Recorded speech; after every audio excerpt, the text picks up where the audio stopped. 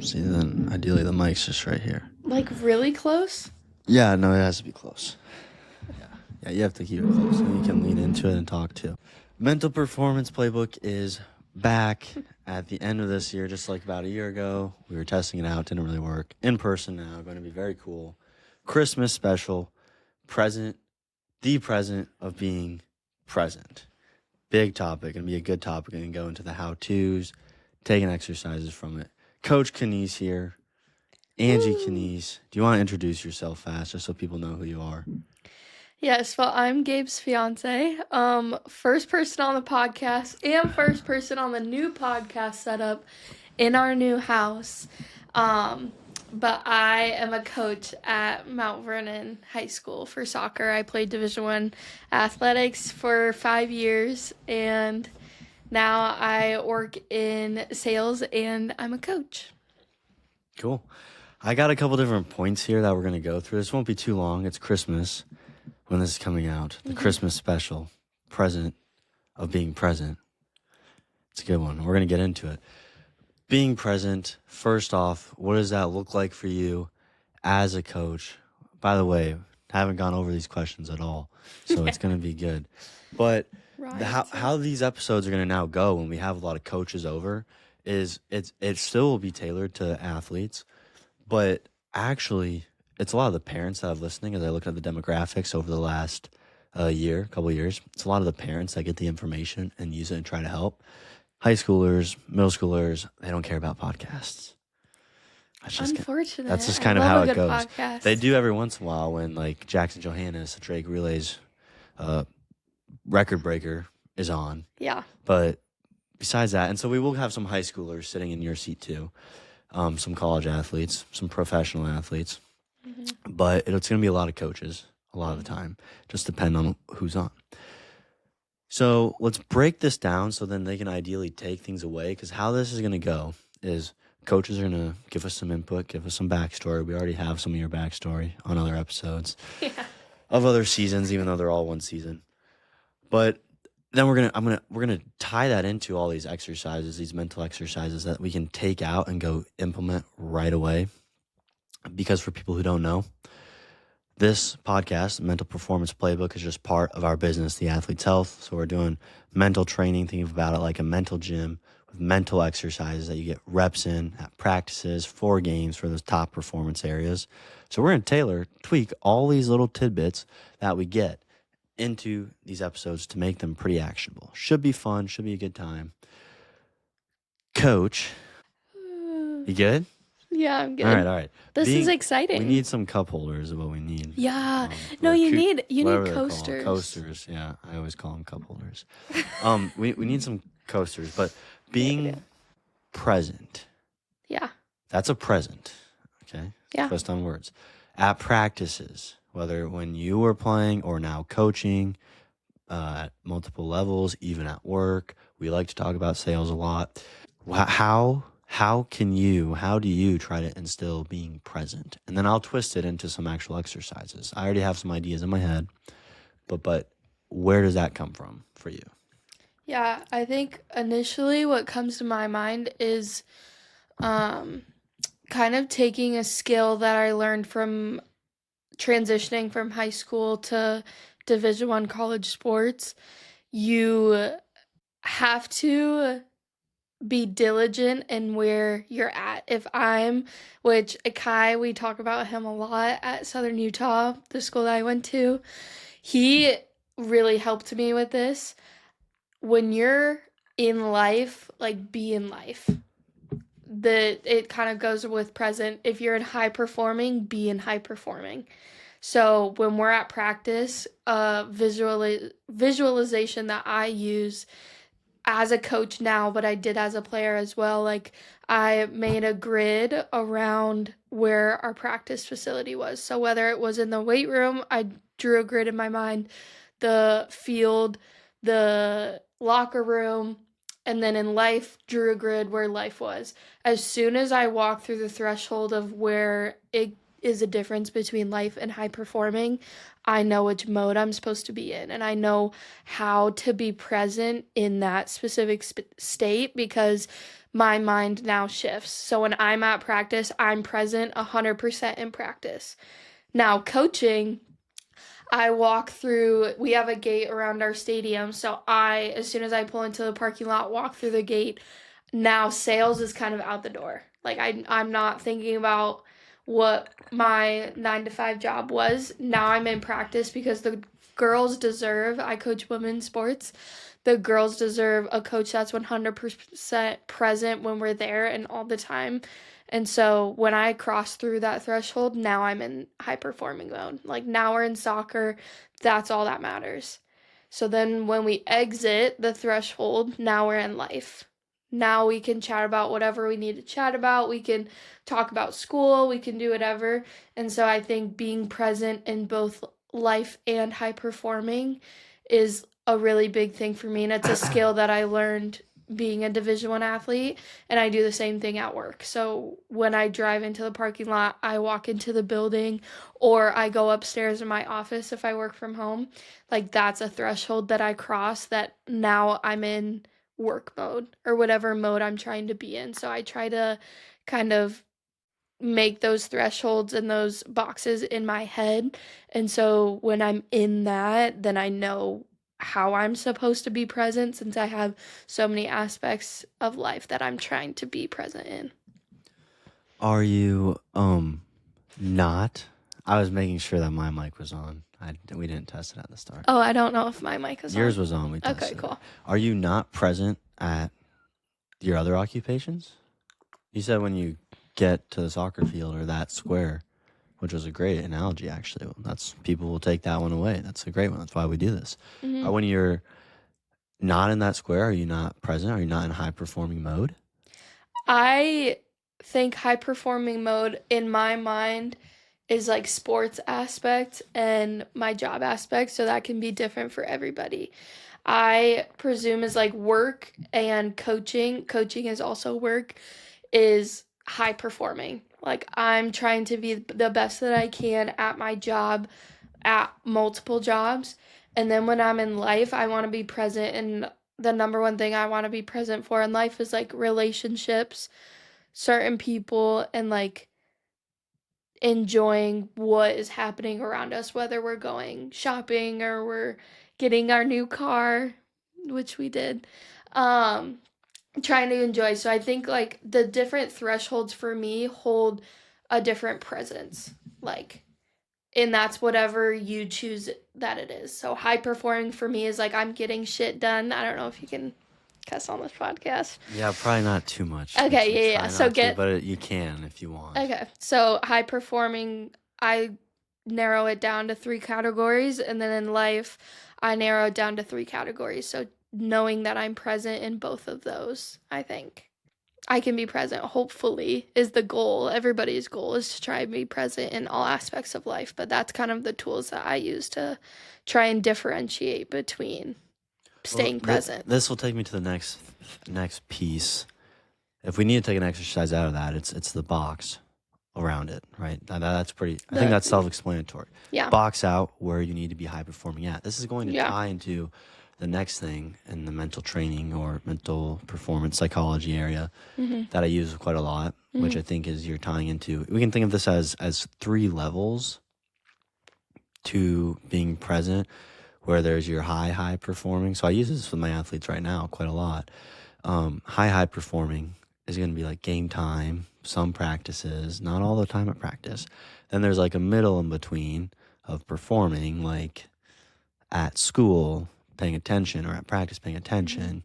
And then so you're being present at both those areas, but they're different levels, different tiers. And then there's a third tier that's like, forget it, you're taking a break, but you're being present at that level. Have you ever thought about that? Have you ever used that at all?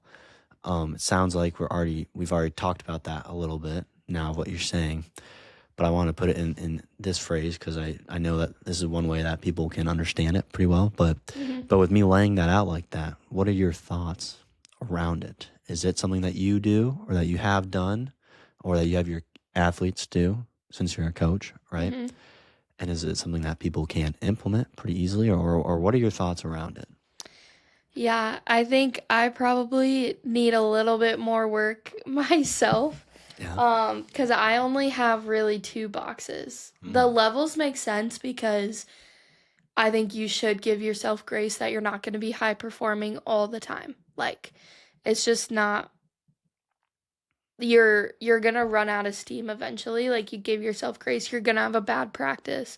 You're going to have a bad day. You're at school, you're going to have whatever.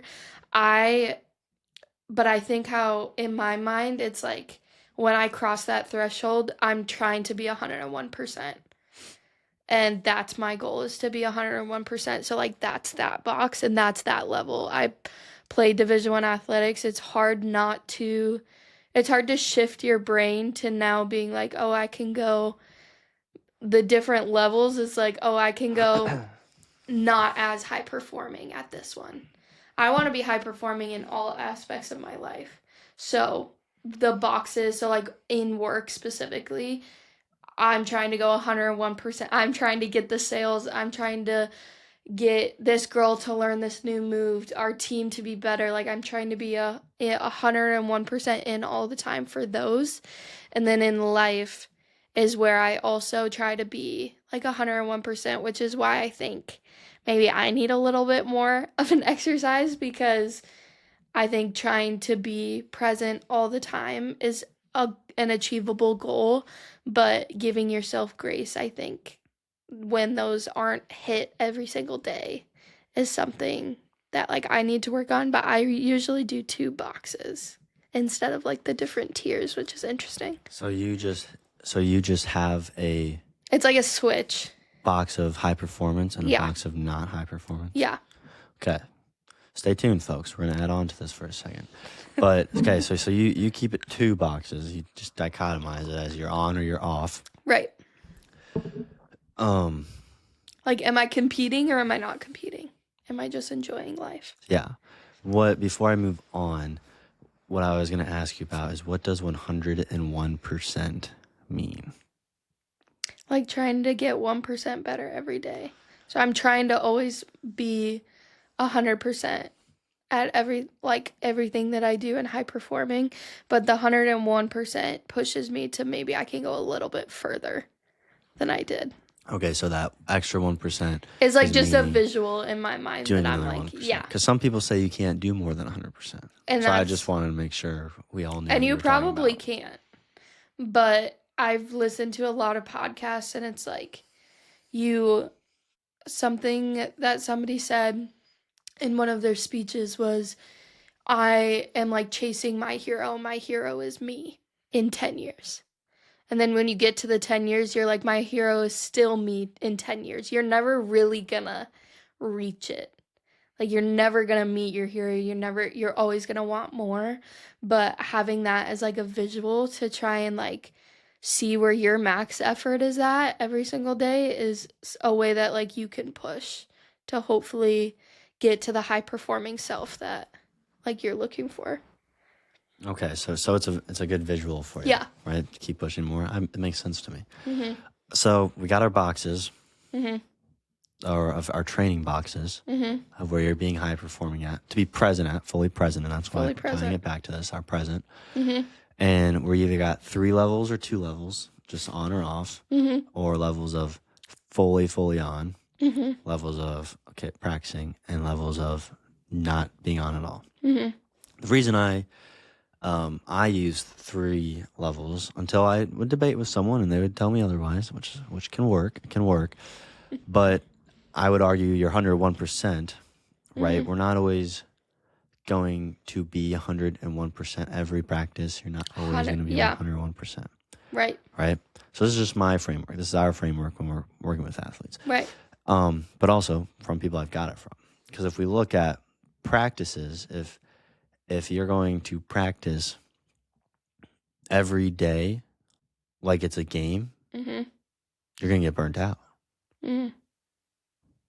There's certain practices that are a little easier, right? Yeah. Okay. So I'm talking about those, or like at school, you're not going to get fully ready like a test if it's just in a regular day at class. But could you? I think you could, but I think you would burn out if you did. I think you would burn out. I think you would run out of steam.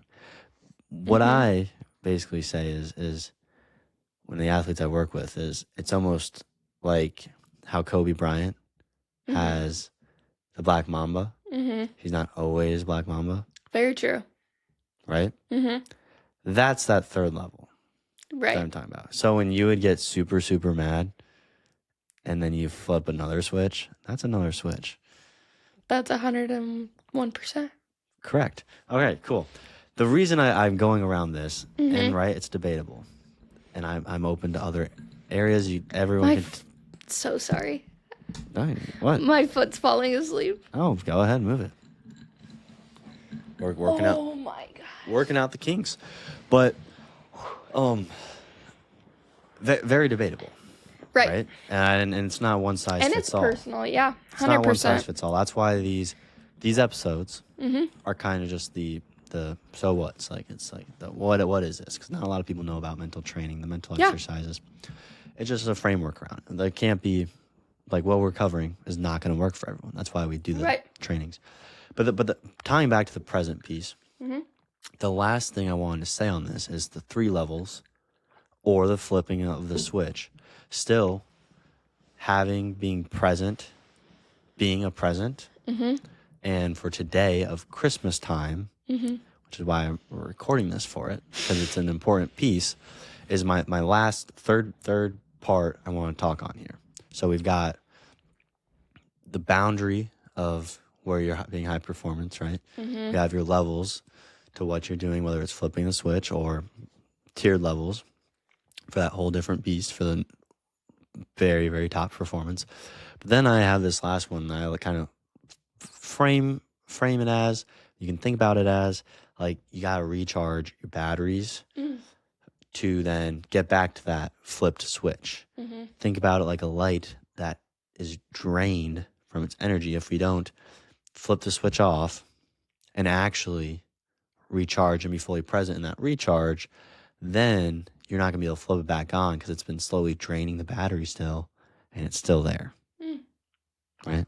I'm with you. So that's what we do here. Explain these concepts in ways that we can then, boom, improve our performance, confidence.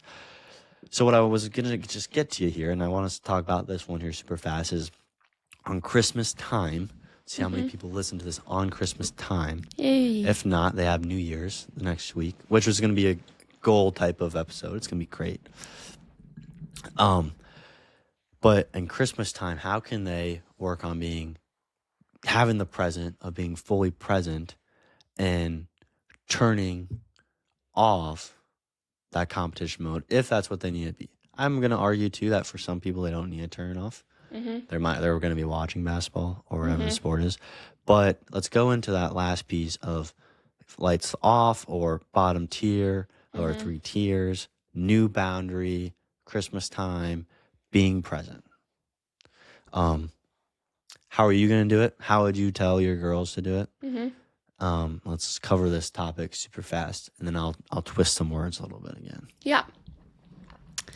I would say, I think the number one thing for me is with that getting better, trying to get 1% better every day. And what I tell my girls as well is if you're not in a physical rep, take a mental rep.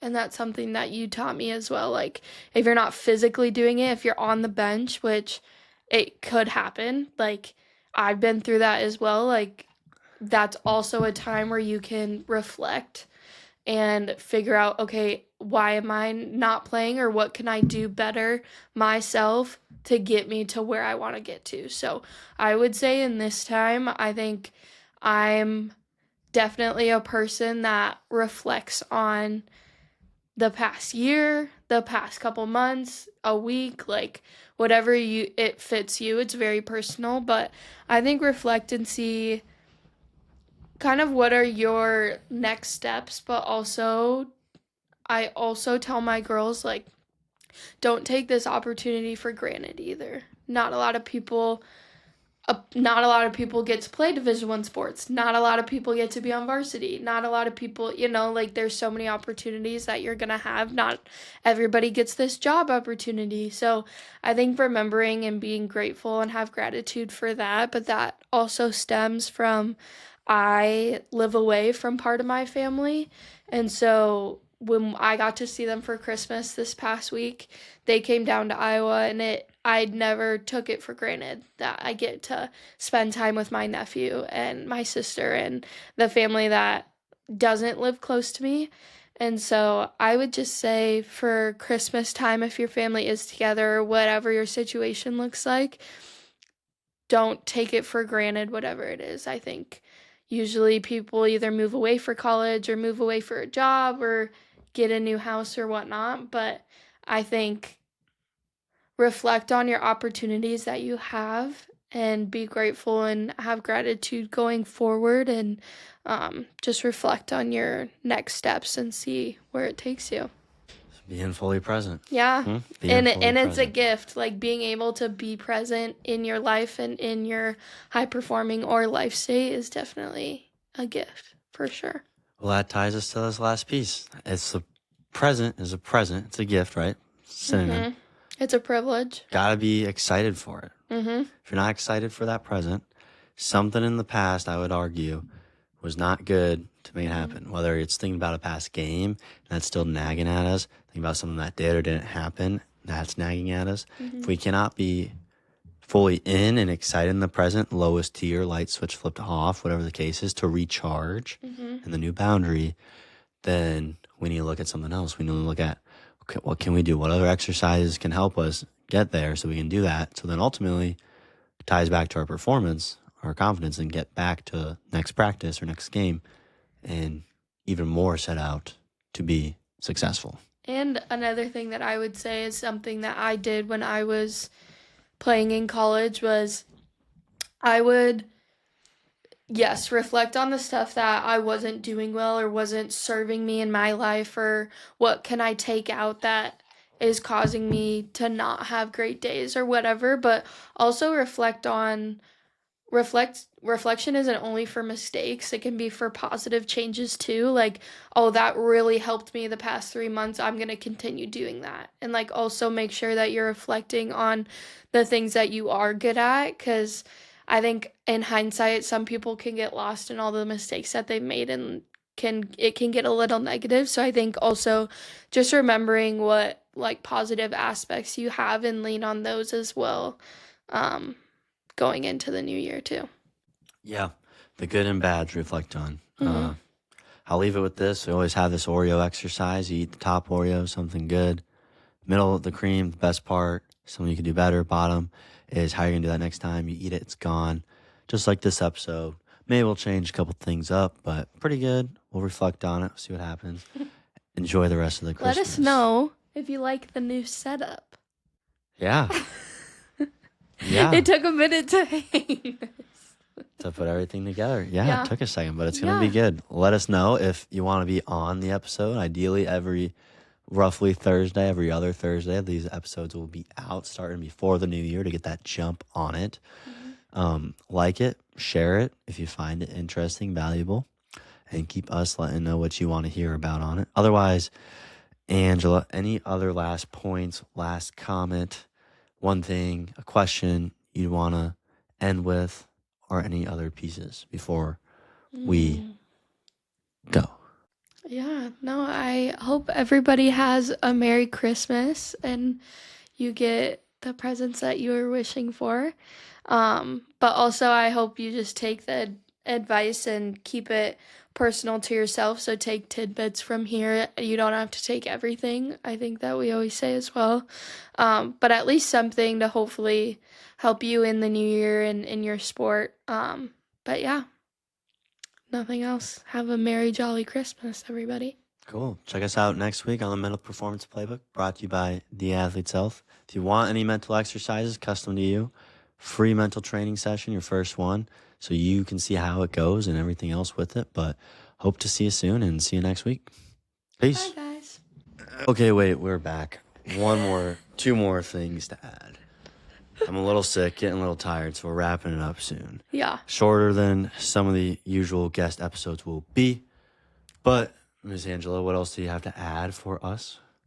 I think I remembered something that somebody said to me, and it's helped me a lot, is the quote, "Be where your feet are at."